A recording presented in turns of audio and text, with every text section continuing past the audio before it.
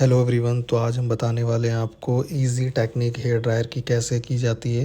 And जब किसी client को जल्दी होती है, बोलते हैं कि जल्दी कर दो, तो कैसे हमें जल्दी करना है। तो सारे बालों को 90 टू 180 डिग्री पे ले जाकर हमने अच्छे से हीट दिया है।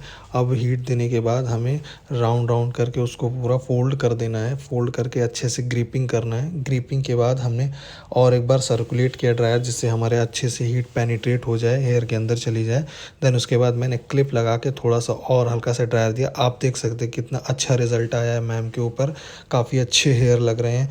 तो ऐसी टेक्निक जानने के लिए हमें फॉलो करें, फैज़ान हेयर आर्टिस्ट।